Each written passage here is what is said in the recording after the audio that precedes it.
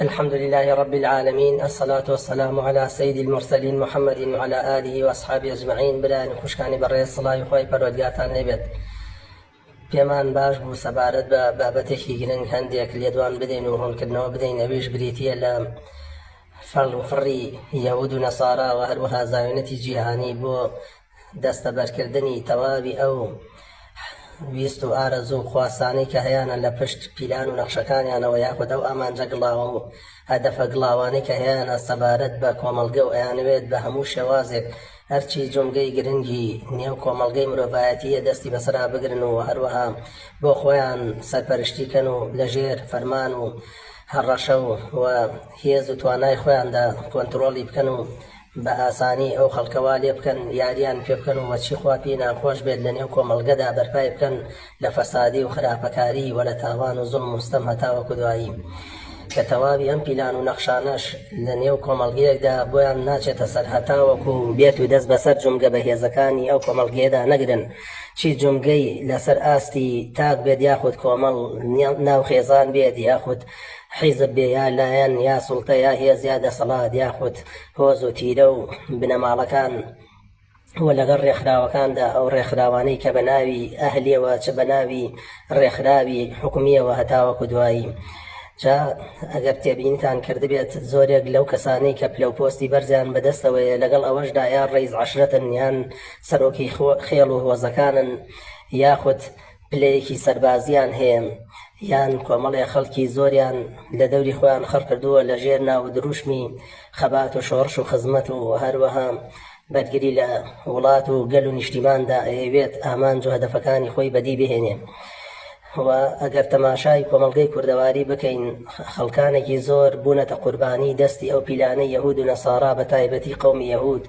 چونکە هەر لە سەردەمانی ڕابردووە کاتێک جوولەکە لەلایەن باو باپیرانی کوردەوە هێنداونەتە ئەم وڵاتەوە، هەرگیز هەرگیز ئەو ناڕەحەتی و ناخۆشی و هێش و ئازار و بەڵا موسیبەتانیان لەبەرچاو ناکەوێت و هەروەها هەمیشە لە یادگاریانە ئەمێنێتەوە و وەلایەتەوەریەکانیان داون نابێت سەبارەت بەوەی کە هێنراون لە نێو ئۆرشەلیمەوە یاخود لە وڵاتی فەلەستینەوە بۆ خاکی کوردستان و لێرە نیشتەجێ کراون، و پاش ئەوە کە یەهود مەملەکەت و شانشینەکەیان ڕووخام لە دوای داود و سولەیمان عەلەیهیمە سەلام کە بۆیان دروست کرا، کارێکی 19 پاشایان هەبوو و دەوڵەتەکەیان دابەش بوو بەسەر دوو بەرەدابەرەی ئیسرائیلی باکوور و یەهودای باشوور کە لە پێش زایندا لەسەر دەستی ئاشووری و بابلەکانی باو باپیرانی کورد لە ناوچوون و کۆتاییان پێهات. جا هەر لەو سەمان و سەردەمەوە یاخود بە تایبەتیش کە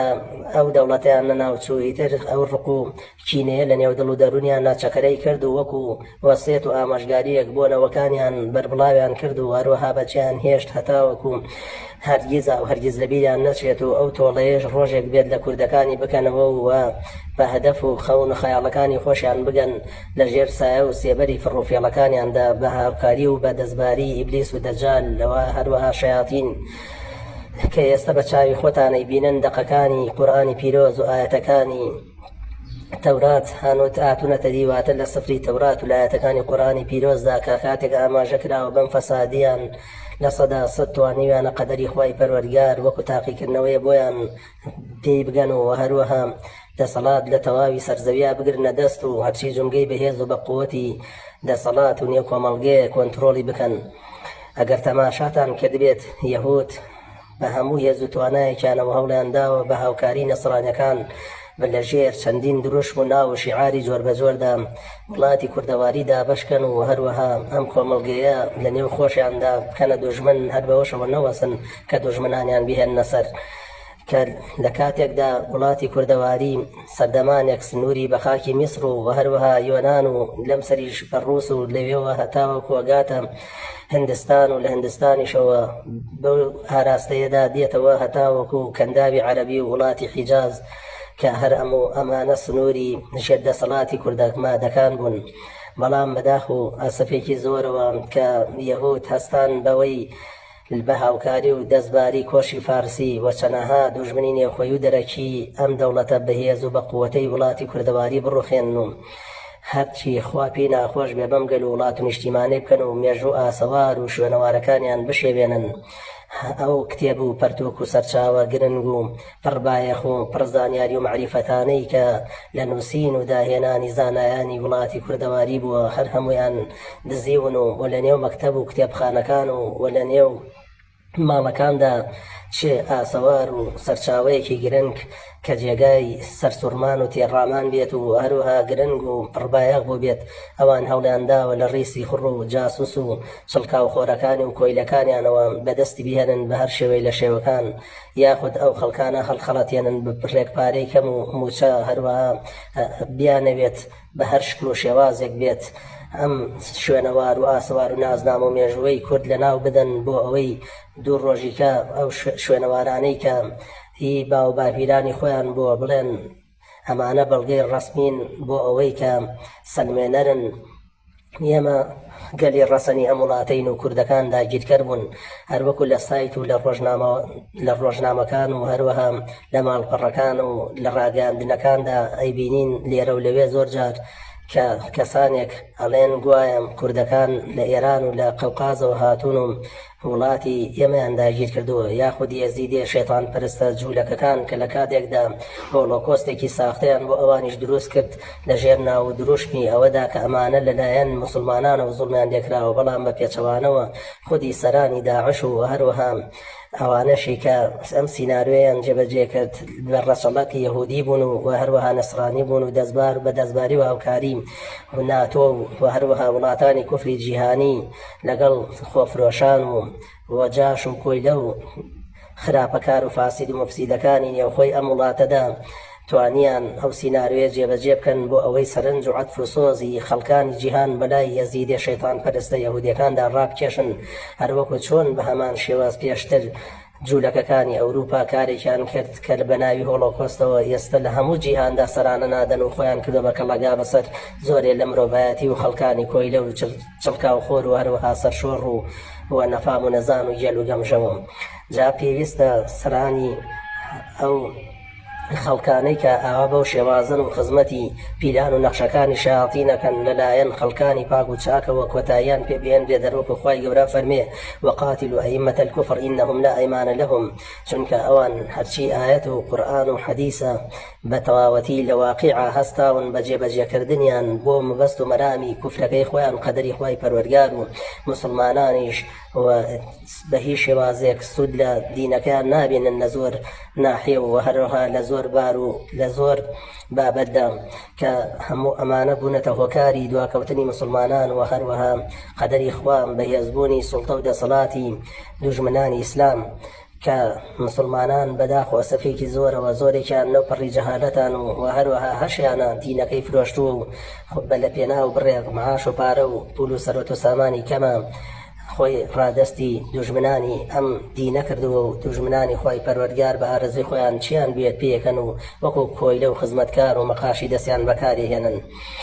واگەر تەماشاتان کردبێت تەواوی وڵاتانی دەوروبەر هەر لە ئێران هەتا تورکیا هەتا وەکو عێراق و سووریا هەر هەمویان بریتین لە کۆمەڵێک دەوڵەتی دروستکراوی دەستی زایوێنەتی جیهانی کە پێش 100 ساڵ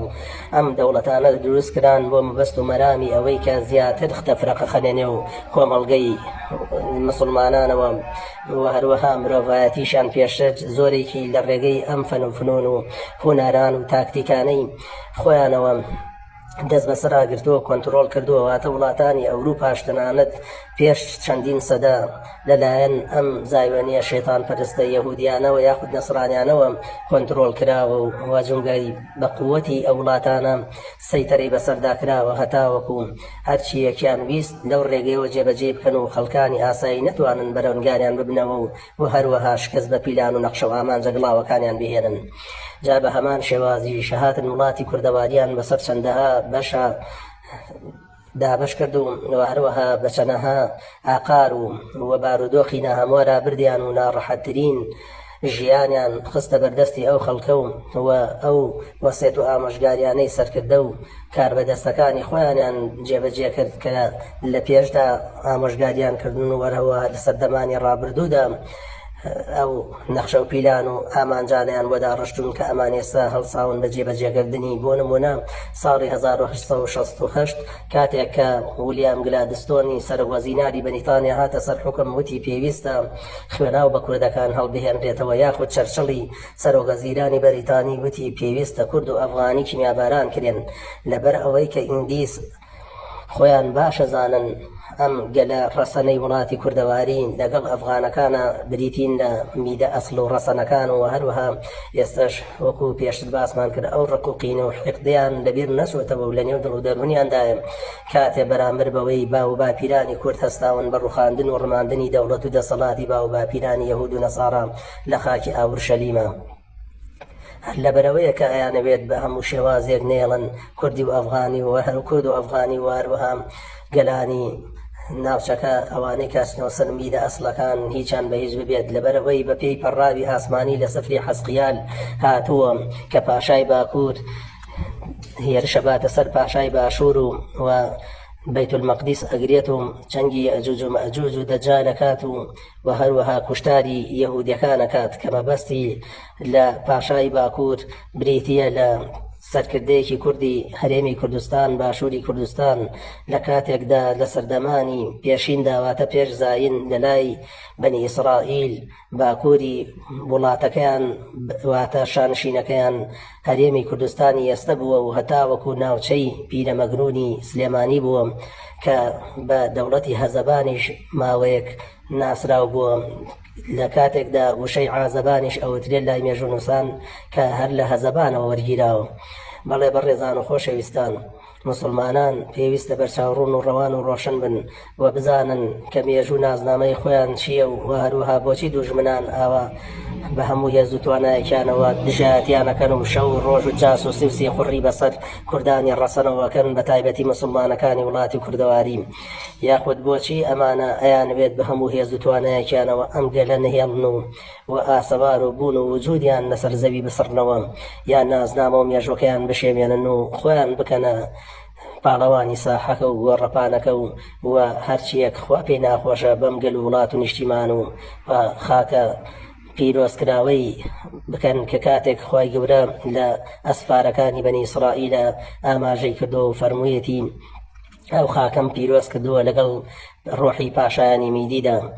یاخود ئەڵڵا جەلە جەلالوه لە قورئانی پیرۆزە لەسەر زار و زمان و لیسانی پێشەوا نوح عەلەیهی سەلام فەرمێ ڕەبی ئەنزلنی منزەلا مبارەکە وأنت خەیر المنزلین. جا لەبەر ئەوەیە کە بەداخ و ئەسەفێکی زۆرە و ئەمڕۆ ئێمە ئاوا وڵاتەکەمان دابەش بووە بەسەر 8 وڵاتدا کە لە بنچینەدا خۆی 8 وڵات بۆ 9 وڵات خاکی کوردستان بووە کە ئێستا پێوترێ وڵات، لەوانە ئەرمینیا و جۆرجیا و ئازەربایجان و هەروەها تاجیکستان هەتاوەکو دوایی کە تێگەڕای ئەم وڵاتانە کە سەمان و سەردەمێک لەژێر دەسەڵات و فەرمانڕەوایی میدەکاندا بوو و توانیوانە لەشکرانی دوژمنان بە شکست و بە چۆکا بهێن و هەرچیەک خوا پێی ناخۆشە ئەوانیش لە بەرامبەر ئەو کارەدا کە کوردەکان پێیان کردو ئێستایانەوێت جێبەجێ بکەن و بە هەدەف و ئامانجەکانی خۆیان بگەن، یاخود ببنە هۆکار و ڕێگری لەوەی نێڵن سەر لە نوێم گەلە ڕەسەنە هەڵبستنەوە، هەروەکو لە سفری ئەشعیاشە هاتووە حەڤە بۆ 23 خوای گەورە بەڵێنی داوە کوردەکان یاخود میدەکانیان لە دژ هەڵبسێنێتەوە لە ئاخر زەمانە واتە لە دژی بەنی ئیسرائیل و کۆتاییان پێ بهێنێت، یاخود لە پەڕاوی ئیلزام و ناسیب بەرگی دووەم واتە کتێبی شیعەکاندا هاتووە کە شێخێکی پیری بەناو کوردیە کە ئەوە بریتیە لە ئەم سیاست مەدارە ساختەچی و فێڵاویانەی کە یەهود و نەسارا لە وڵاتەدا بە ناوی کوردایەتیەوە زەرعی کردوون، ئەڵێت لە نێوانی جەماد و ڕەجەبا دەوڵەتی کوردی ڕائەگەیەنێت و کەمتر لە 2 مانگە خایەنێت پاشان کوردەکان دەنە شاخەکان و ئیمامی مەهدی لە شاخ و چیاکانی کوردستانەوە سەرهەڵەدات و کوردەکان شوێنی یەکەون. جا بۆیە لەبەر ئەوە پێویستە هەرچی کوردانێکی ڕەسەنە و ئەوەی کە دڵسۆز و خەمخۆری ئەم خاک و گەل و وڵات و نیشتیمانەیە و خەمی نازنامە و مێژوو کەلتور و شوێنەوار و ئاسەوارەکانی ئەم وڵاتی هەیە ئەو ڕاستی و حەقایقانە بزانن کە ئەمانە بۆچی دروست کراون، هەرچی ئەم حیزبولایەن و ڕێکخراوانەیە و هەروەها بەناوی ئۆپۆزیسیۆن و حکومەت و دەسەڵاتەوە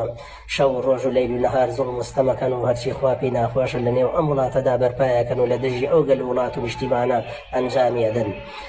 لەبەرەوەیە چونکە ئەمانەش بریتینە تەواوکەری فێرپیلانەکانی زانەتی جیهانی و ئەیانەوێت لەژێر ئەو سایە و سێبەر و شیعار و دروشمەدا بە هەدەف و ئامانجەکانی خۆیان بگەن و کۆتایی بەم گەل و وڵات و نیشتیمانە بهێنن. وصلى الله على نبينا محمد وعلى آله وأصحابه أجمعين والسلام عليكم ورحمة الله وبركاته.